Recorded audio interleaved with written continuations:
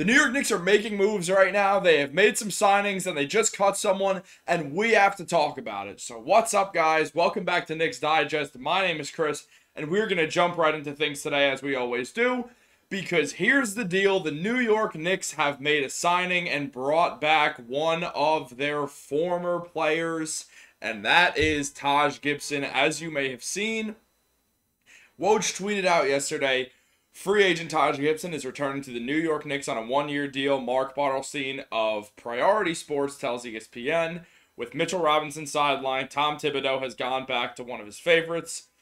Gibson played for Thibodeau under the Bulls, the Timberwolves, and now the Knicks multiple times. Obviously, a pretty wild signing. It's pretty amusing to know that Taj Gibson is back with the New York Knicks, but I really don't mind this signing at all. When you look at the Knicks, it was clear they were going to have to bring in some sort of bigger guy just for depth purposes, with Mitchell Robinson out for around the next 3 months. Jericho Sims and Isaiah Hartenstein are going to be the two centers, but you need someone behind them, and also with Julius Randle being the only true power forward on the team, bringing in Taj means that you could play him 5 to 10 minutes at a time or in a game, when you need to sit Randle and you need some size out there. And he's also just going to be the Knicks version of Udonis Haslem. Taj Gibson is a New York born and bred guy. He's a vet in this league. He's played under Thibodeau multiple times. He's going to be an extension of the coaching staff. He's just going to bring some good vibes, and the Knicks honestly could use that. Last night they lost to the Utah Jazz, who are not a very good team, so that was not great. It was not a good look by the Knicks. This season feels not as if it's been disappointing, but it felt like the Knicks were close to taking another step forward that maybe they haven't taken. Randall's been tremendous. Brunson's been pretty great. The team's been iffy. There's been some issues. It's similar to last year. There feels like there's issues. There's things that are good. But definitely, it's just one of those signings that I feel like it's low risk, low reward, but at least you'll get some good vibes out of it, if nothing else. And it gives you a guy who realistically will work hard, and if you need him to play, it's not like he's incapable of playing 5 minutes in an NBA game. He still is. And so let's go into this a little more, as the Knicks also waived Dylan Windler. Now, if you follow New York Knicks PR on Twitter, you would know that almost every single tweet has been about Dylan Windler, whether they're assigning him or recalling him from the NBA G League team, the Westchester Knicks. But it's really just one of those situations where Windler is one of the many, many guards on the New York Knicks. He was all the way at the end of the bench. It felt like at some point he'd probably get waived, and here it is. Dylan Windler is now off the team. They needed size. They did not need another wing. And so they waived Windler and brought back Taj Gibson. Taj knows all these guys. He's played with them before. He hasn't played with Brunson, but he's played with basically the rest of the team. And it's just cool to see him back, because we saw him go to the Washington Wizards because he wanted an actual role. We saw him fall out of the rotation. We saw the Wizards just playing poorly, and then they didn't re-sign him as they were fully just moving in that youth direction, and Taj Gibson stayed a free agent up until now. 6 months after free agency began, Taj Gibson has a home, and he'll definitely finish this season with the Knicks.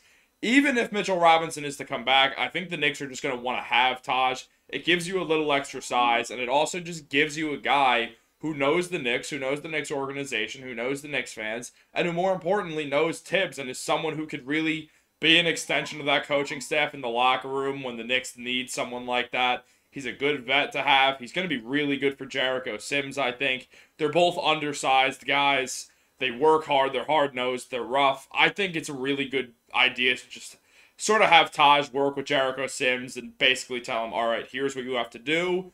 You're going to be this team's backup center, or even if he starts, he's going to be the center that plays less minutes. Hartenstein's going to get the bulk of them, and just sort of mentor him a little bit. So I think that's going to be a good addition in a way. And let's just look here. Essentially, Gibson didn't want to come back to the Knicks when he signed with the Wizards, because the Knicks were interested in bringing him back before last season. But he saw that the Knicks had signed two other backups, bringing in Hartenstein and bringing back Jericho Sims off the two-way contract. And then he opted for a greater opportunity in Washington where he could get more minutes. But that came and went, and now we're in a situation where Taj Gibson is back on the Knicks, and he's just going to add an extension of the coaching staff. There's not much more you could say about what Taj is going to do. He's not really going to play a lot. He'll get in at some points. Knicks fans are going to go crazy just because he's a New Yorker. We love our New Yorkers.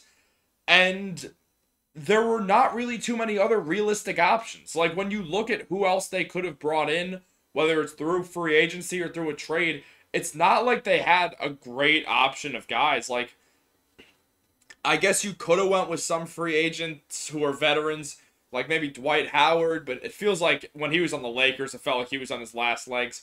They could have looked into DeMarcus Cousins, but it felt like they were just going to bring in a guy who would play behind Hartenstein and Sims.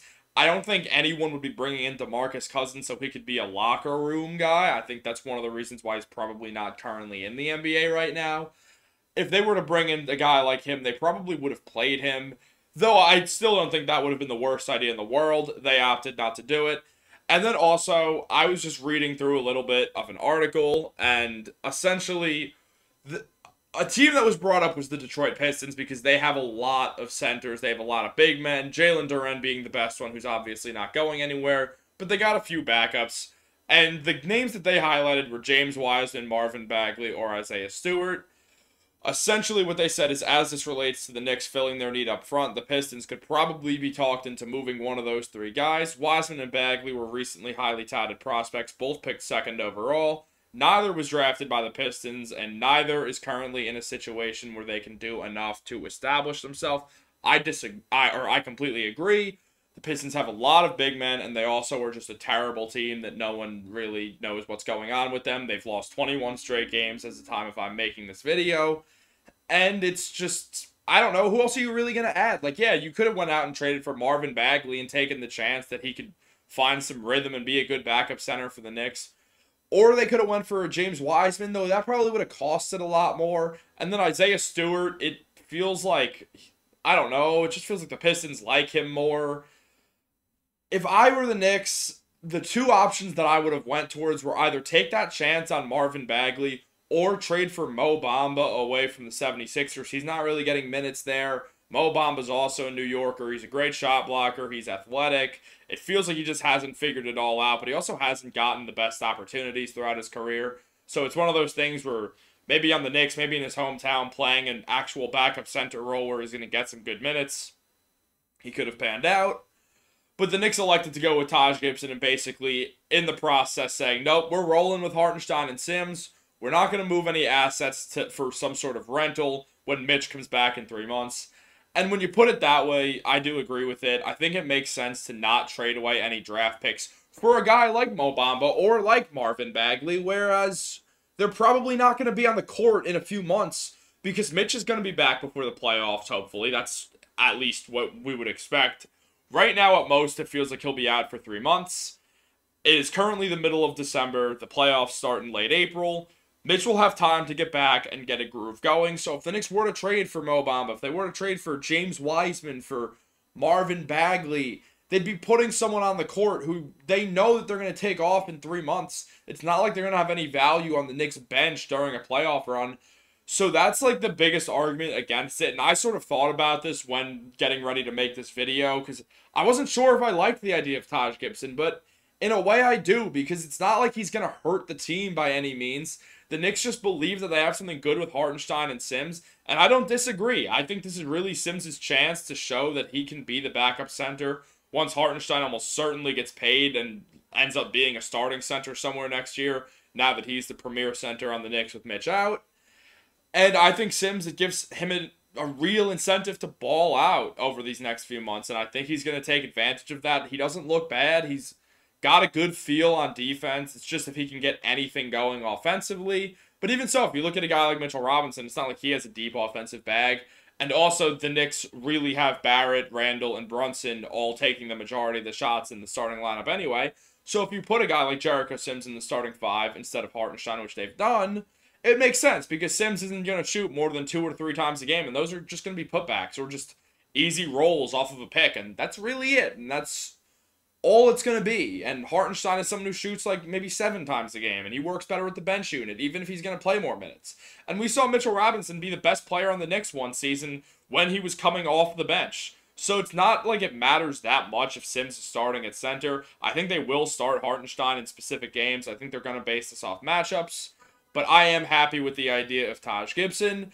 And I really think that there is nothing left to talk about on this topic. So welcome back, Taj Gibson, to the New York Knicks. Thank you so much for tuning into this video. Have a great rest of your day. Leave a comment below if you guys think that this was a good move by the Knicks or if they should have made a trade.